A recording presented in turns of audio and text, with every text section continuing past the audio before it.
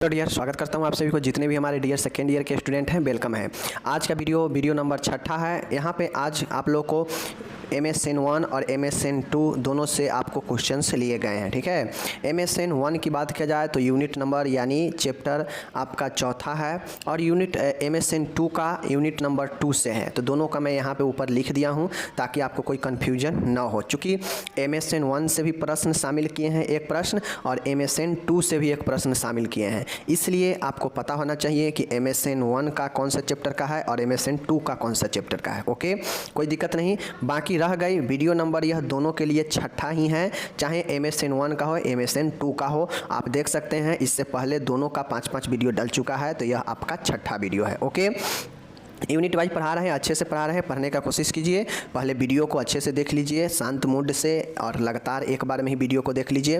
और वीडियो देखने के बाद एक कॉपी लीजिए जहाँ पे आप नोट्स बना रहे हैं और उसमें लिखते चलिए। इससे होगा ये कि आपको लिखने का प्रैक्टिस भी होगा और लिखने से चीज़ें बहुत ज़्यादा कंठस्थ याद हो जाता है। समझ गए? चलिए बताते हैं यहाँ पे क्वेश्चंस को अब। ओके, देखिए प्रश्न है यूनिट नंबर, ये जो पहला प्रश्न हम यहाँ पे लिए हैं ये प्रश्न आपके MSN 2 से है। ठीक है, MSN कितने से है? 2 का है। पहला प्रश्न MSN 2 का लिए हैं। ओके, बहुत शानदार प्रश्न है, देखिएगा समझिएगा। पहला चैप्टर कैंसर के बारे में था जो कि मैं टोटली आपको पढ़ा दिया हूँ।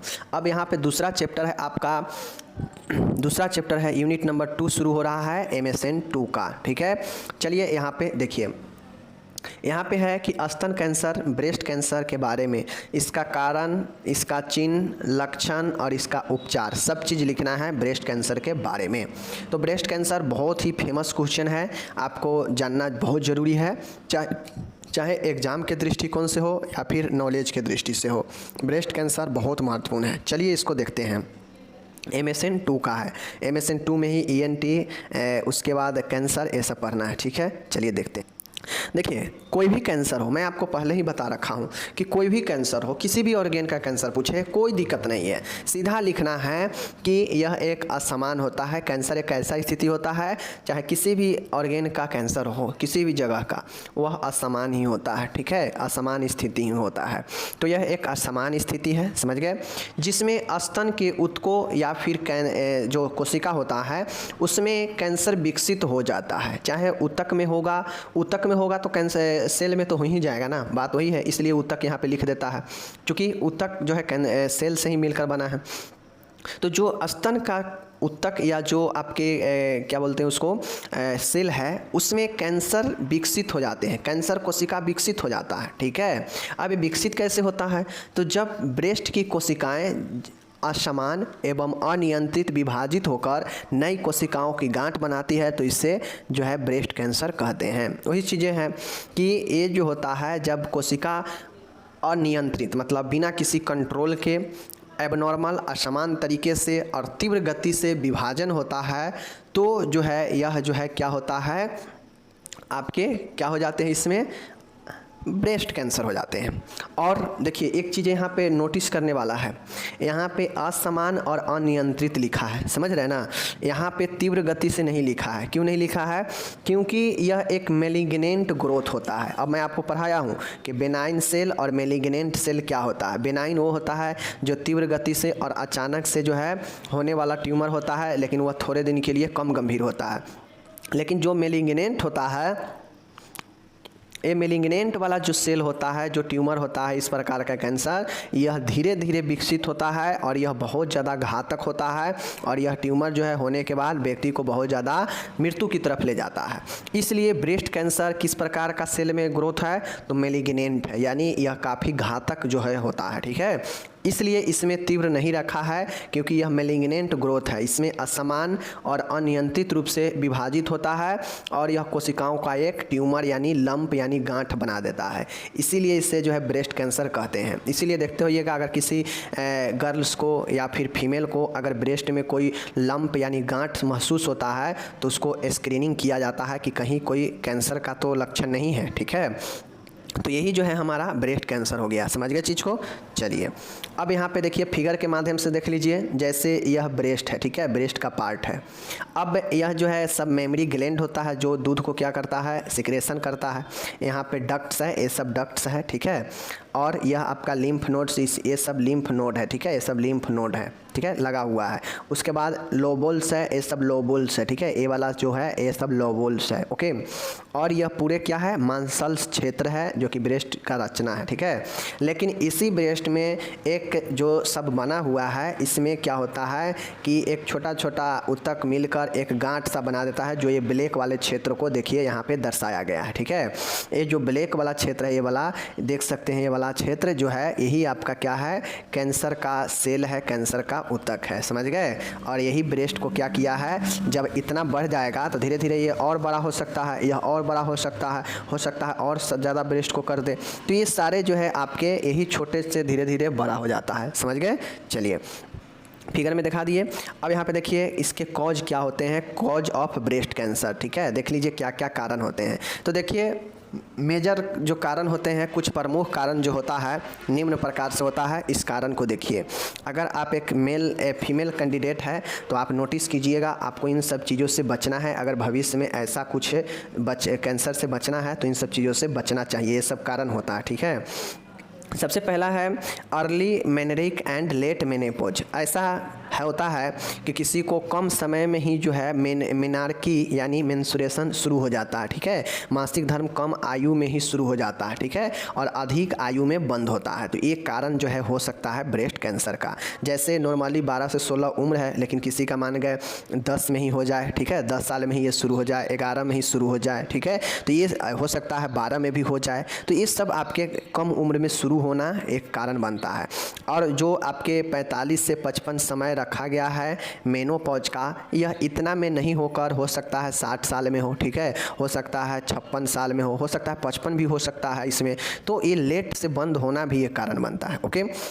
या फिर रेडिएशन एक्सपोजर, मतलब बी किरणों के संपर्क में अगर बहुत ज़्यादा आप रेडिएशन क्षेत्र में रहते हैं, जैसे एक्सरे हो गया, सीटी स्कैन वगैरह हो गया, ये सब के रूम में अगर बहुत ज़्यादा देर आप रहते हैं, लंबे समय तक काम करते हैं अगर, तो एक कारण आपके हो सकता है कैंसर का, ठीक है।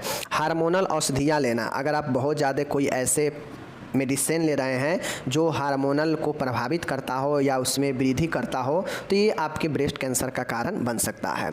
अगर बहुत ज़्यादा आप तेल वाला भोजन ले रहे हैं तो उससे फैट बढ़ेगा और फैट जमा होगा ब्रेस्ट में, और उससे क्या हो जाएगा कि कैंसर का रूप ले लेगा, ओके। मोटापा, अगर बहुत ज़्यादा अंदर में मोटापा हो रहा है तो ये भी कारण हो सकता है।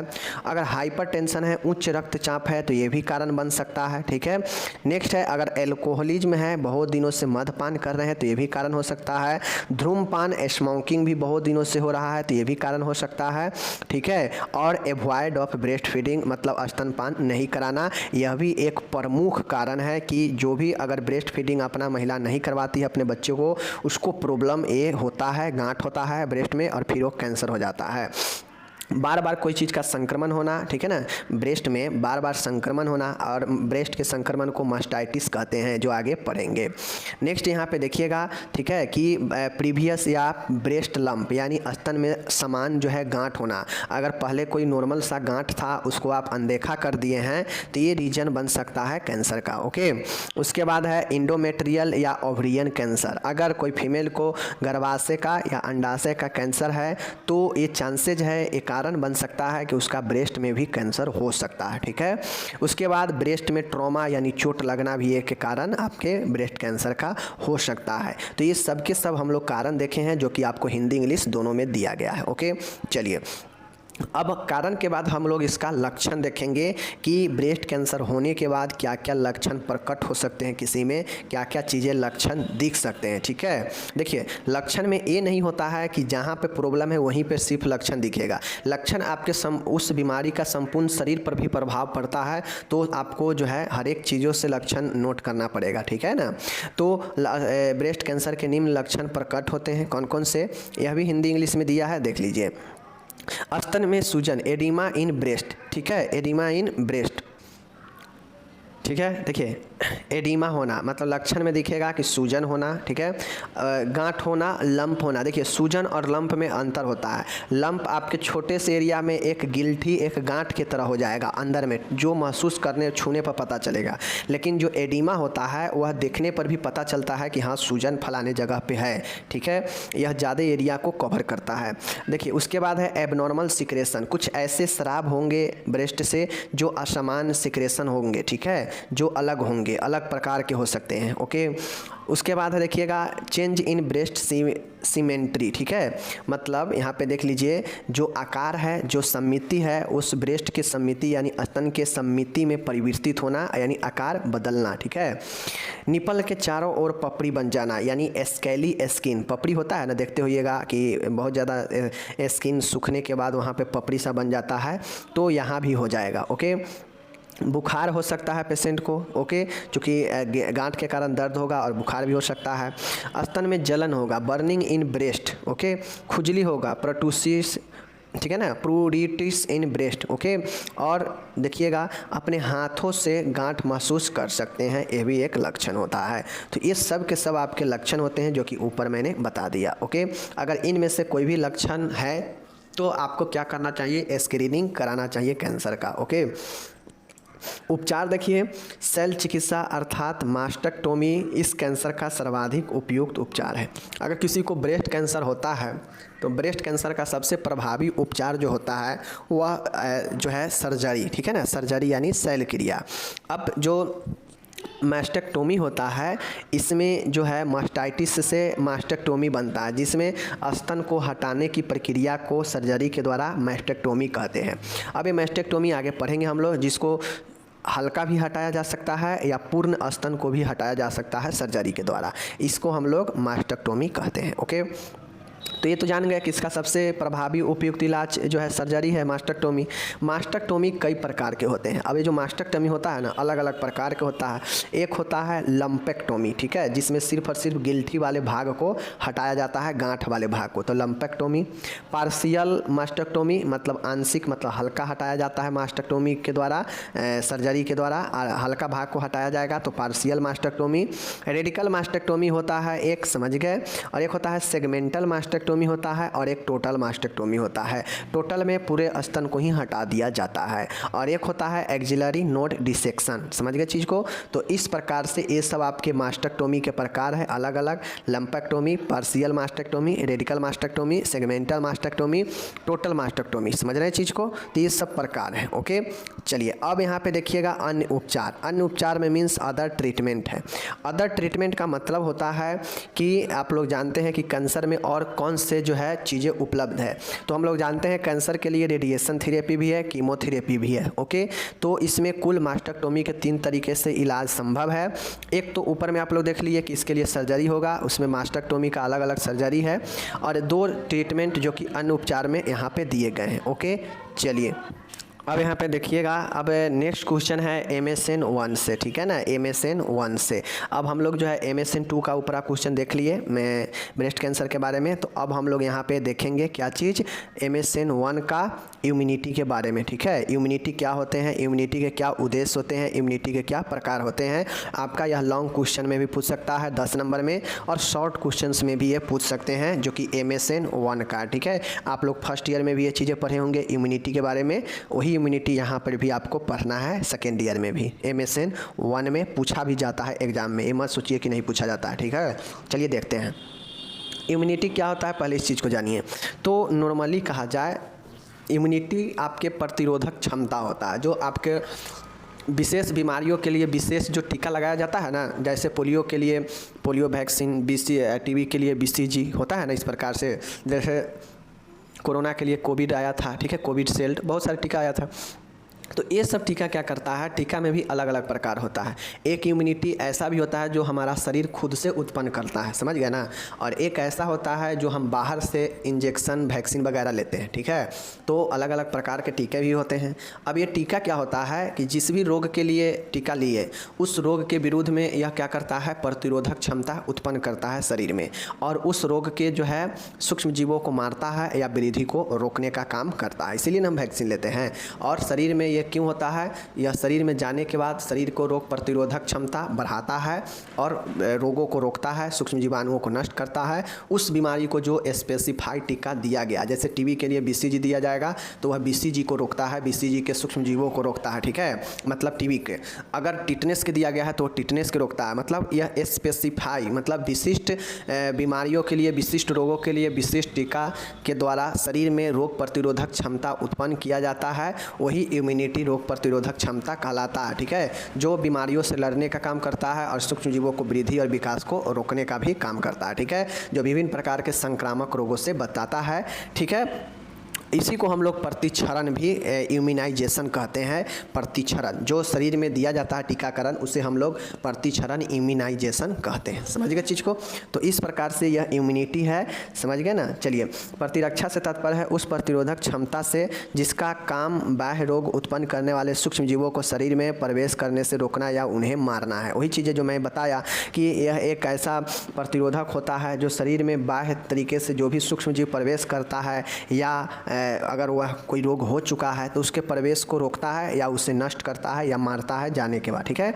यह जो है विशेष रोग, देखिए, रोग विशेष के व्यक्ति को सुरक्षित करता है। रोग विशेष के मतलब सभी स्पेशल रोग के लिए स्पेशल टीके बने हुए हैं, वैक्सीन बने हुए हैं, और जो वैक्सीन दिया जाता है उसे हम लोग वैक्सीनेशन या इम्यूनाइजेशन कहते हैं, जो विशेष संक्रामक रोगों के लिए दिया जाता है, सभी विशेष रोगों में सभी विशेष टीकों को, ठीक है, जो क्या करता है, संक्रामक रोग के विपरीत कृत्रिम सुरक्षा उत्पन्न की जा सकती है, ठीक है, जिसके द्वारा यहाँ पे देखिए प्रतिरोधक क्षमता रोग विशेष से व्यक्ति को सुरक्षित करती है, मतलब रोग से सुरक्षित करती है। यह एक ऐसी विधि है जिसके द्वारा किसी व्यक्ति में किसी विशेष संक्रामक रोग के प्रति कृत्रिम सुरक्षा उत्पन्न की जा सकती है। इसे ही रोग प्रतिरोधक क्षमता कहते हैं। इसका मतलब हुआ कि जो भी हम लोग टीकाकरण देते हैं वह एक हमारा क्या होता है, कृत्रिम सुरक्षा प्रदान करता है, जो बाहर से लेते हैं।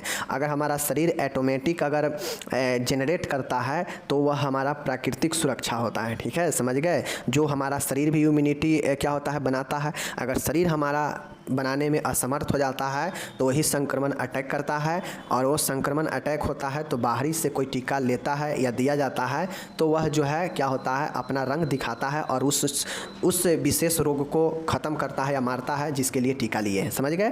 तो इस प्रकार से यही इम्यूनिटी होता है, आप लोग समझ गए होंगे।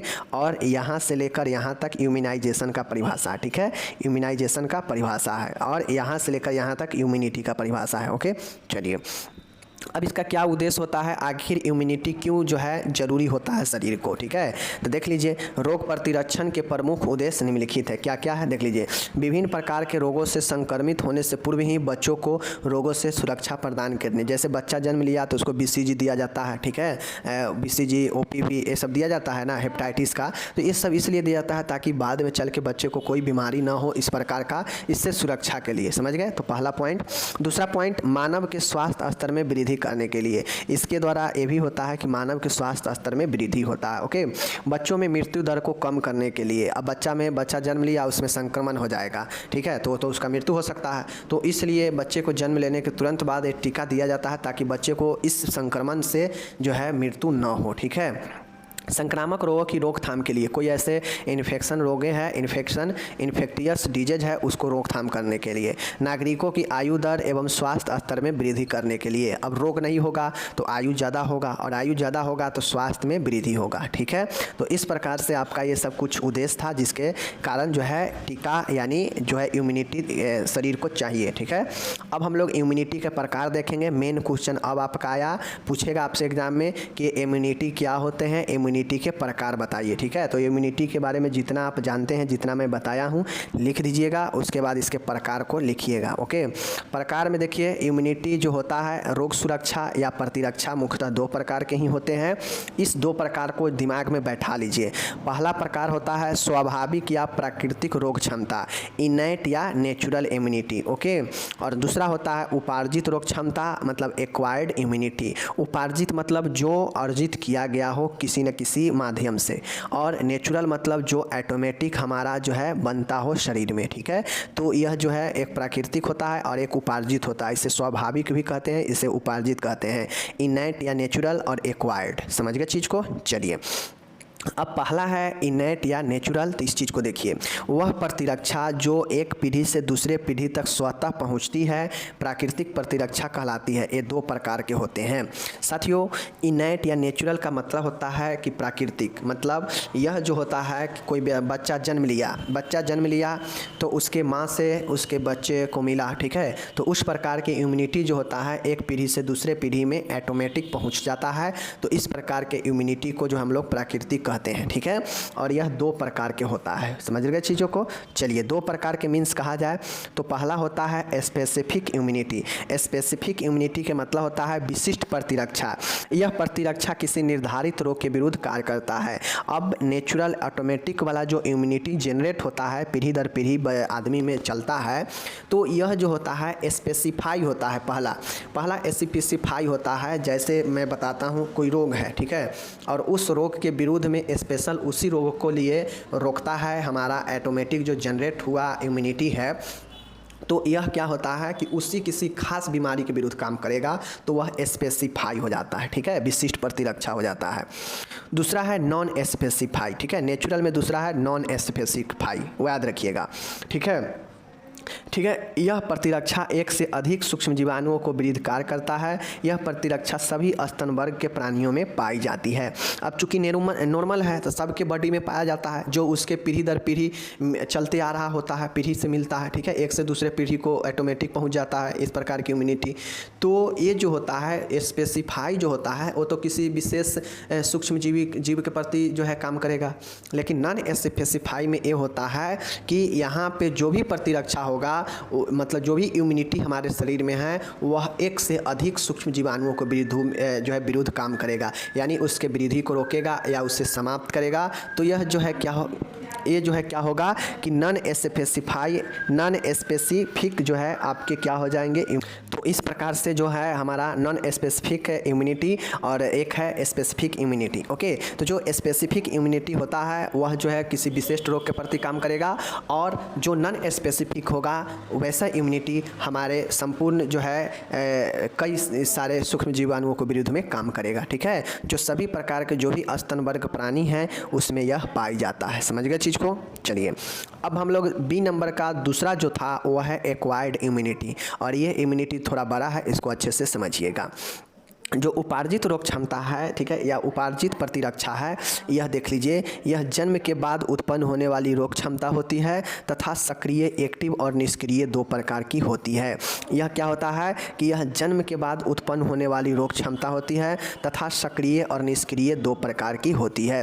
साथियों आप लोग को ध्यान देना पड़ेगा कि जो एक्वायर्ड इम्यूनिटी है यह जन्म के बाद उत्पन्न होता है, ठीक है, मतलब जो हमारा ऊपर में था नेचुरल वाला या इनेट वाला वह व्यक्ति को पीढ़ी दर पीढ़ी प्राप्त हो जाता है ऑटोमेटिक, ठीक है, लेकिन ये जो होता है ये क्या होता है कि जन्म के बाद उत्पन्न होता है। वह जो है जन्म के जैसे बच्चा जन्म लिया और माँ से जो है बच्चे को इम्यूनिटी मिल गया, ठीक है, तो वो हो जाएगा हमारा इनेट वाला, नेचुरल वाला, जो ऑटोमेटिक पीढ़ी दर पीढ़ी मिल जाता है। लेकिन ये जो है एक्वायर्ड है, यह जन्म के बाद जो है उत्पन्न होता है इस प्रकार के प्रतिरक्षा शरीर में, ठीक है, और यह एक्टिव और एक पैसिव 2 प्रकार के होते हैं। ओके, चलिए पहला देखिएगा एक्टिव इम्यूनिटी। एक्टिव इम्यूनिटी का मतलब है सक्रिय रोग क्षमता का अर्थ है कि व्यक्ति में किसी एंटीजन के प्रति अनुक्रिया हुई और उसमें उसकी अपनी एंटीबॉडी उत्पन्न हो जाती है। उपार्जित इम्यूनिटी किसी विशिष्ट एंटीजन के प्रति होती है। यह भी 2 प्रकार के होते हैं। देखिए एक्टिव भी 2 प्रकार के होते हैं, लेकिन एक्टिव वाला जो होता है ना, इसमें होता यह है कि मान गए किसी व्यक्ति में एंटीजन है, ठीक है, अब एंटीजन ही क्या करता है, देखिए एंटीबॉडी हमें क्या करता है कि शरीर को बताता है कि फलाना रोग जो है शरीर में प्रवेश किया, फलाना संक्रमण प्रवेश किया, और एंटीजन जो है क्या करता है कि उस रोग के सूक्ष्म जीवाणुओं को खोजता है और उसको मार देता है, ठीक है। जैसे समझिए 2 आदमी हैं, एक आदमी घात लगा के बैठा हुआ है, ठीक है, कि आएगा उसको हम चाँप देंगे, मतलब खा जाएंगे, और उसके पहले जो आदमी है वो देख रहा है कि कौन आ रहा है कौन नहीं आ रहा है, ठीक है। तो सीधा समझिए कि जो है एक्टिव वाला में होता है कि एंटीबॉडी पहचानता है शरीर में कि कौन से रोग सूक्ष्मजीव प्रवेश कर रहा है, ठीक है, और एंटीजन उसको क्या करता है, समाप्त कर देता है उस रोग को। तो ये जो है एंटीबॉडी किसको बताएगा, एंटीजन को बताएगा कि फलाना रोग प्रवेश कर रहा है, इसको तुम समाप्त कर दो। तो ये जो एक्टिव इम्यूनिटी होता है यह सक्रिय रोग क्षमता का अर्थ है कि व्यक्ति में किसी एंटीजन के प्रति अनुक्रिया हुई, उसमें उसकी एंटीबॉडी उत्पन्न हो जाती है। उपार्जित इम्यूनिटी किसी विशिष्ट एंटीजन के प्रति होती है। यह भी 2 प्रकार के होते हैं। जैसे मैंने आपको बता दिया कि एंटीबॉडी क्या करता है, पहचानता है, ठीक है, और एंटीजन जो है अपना क्रिया करता है, मतलब काम करता है और उसे मार देता है। जैसे ही हमारे शरीर में कोई संक्रमण प्रवेश करेगा, सबसे पहले एक्टिव कौन होगा, तो एक्टिव एंटीबॉडी होगा। अब जैसे ही एंटीबॉडी एक्टिव होगा, हलचल होगा, तो एंटीजन समझ जाएगा कि वो कुछ ना कुछ जो है गड़बड़ है, शरीर में कुछ ना कुछ प्रवेश किया है, तभी एंटीबॉडी जो है हलचल कर रहा है। तो जैसे ही एंटीजन को ये पता चल जाएगा कि हलचल शुरू है, तो सीधा जो है एंटीजन से एंटीबॉडी से कनेक्ट करेगा और एंटीबॉडी कह देगा कि हाँ ये बात सही है कि ये कोई संक्रमण प्रवेश कर गया है। तो एंटीजन जो है उसे क्या करेगा, तुरंत अपना क्रिया करेगा, काम करेगा,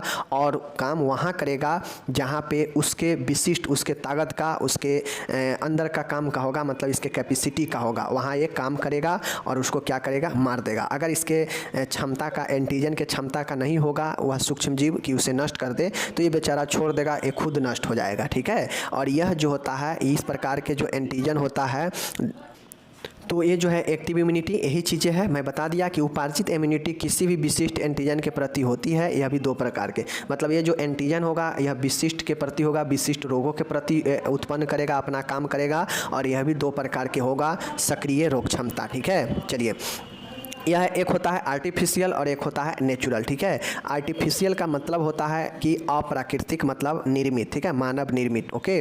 तो मानव निर्मित का मतलब है कि देखिए यहाँ पे टीकाकरण, जैसे जो भी टीकाकरण विकसित किए जाते हैं वह मानव निर्मित ही होता है। जैसे टाइफाइड, पोलियो आदि रोग के जो वैक्सीन होता है, वैक्सीन के द्वारा जो है विकसित किया जाता है। और यह जो होता है, जैसे टाइफाइड का है तो टाइफाइड के लिए ही होता है, पोलियो का है तो पोलियो के लिए ही काम करेगा, ठीक है। तो ये सब क्या होता है आपके, ये सब काम करता है कहाँ पे, विशिष्ट रूप में काम करता है, जिसके लिए तैयार होगा उसी के लिए काम करेगा, समझ गए।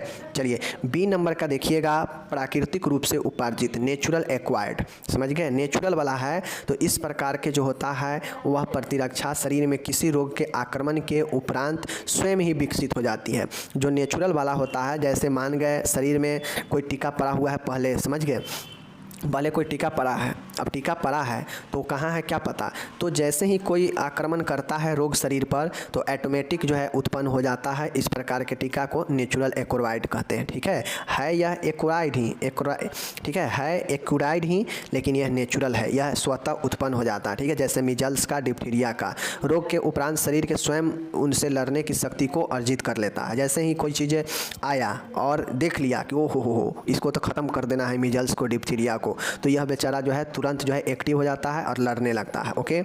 दूसरा है निष्क्रिय उपार्जित, मतलब पैसिव इम्यूनिटी। अब ये जो दो प्रकार के हम लोग एक्वायर्ड वाला देख रहे हैं ना, यह जो है एक्वायर्ड वाला जो हम लोग देख रहे हैं, यह दो प्रकार के, ठीक है। दो प्रकार के कौन कौन, एक हमारा था आपका निष्क्रिय एक्टिव और एक पैसिव। अब एक्टिव में भी दो प्रकार के था, एक था आर्टिफिशियल और एक था हमारा नेचुरल, तो वो देख लिए। अब हम लोग यहाँ पे पैसिव एक्वायर्ड इम्यूनिटी यानी पैसिव इम्यूनिटी देखते हैं। एक व्यक्ति में उत्पन्न एंटीबॉडी को बीमारी के प्रति सुरक्षा करने के लिए दूसरे व्यक्ति में स्थानांतरित किए जाने की निष्क्रिय प्रतिरक्षा कहते हैं। इस प्रकार के प्रतिरक्षा कम समय के लिए होता है, इसको निम्न प्रकार से उपार्जित किया जाता है।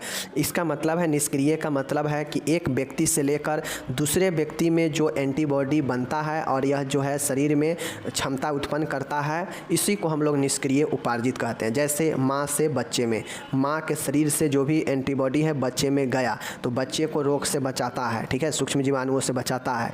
तो यही होता है कि यह एक व्यक्ति से दूसरे व्यक्ति में स्थानांतरित की जाने वाली जो है निष्क्रिय प्रतिरक्षा होती है, ठीक है। इस प्रकार के प्रतिरक्षा कम समय के लिए ही होती है, इसको निम्न प्रकार से उपार्जित किया जा सकता है, मतलब प्राप्त किया जा सकता है, ठीक है।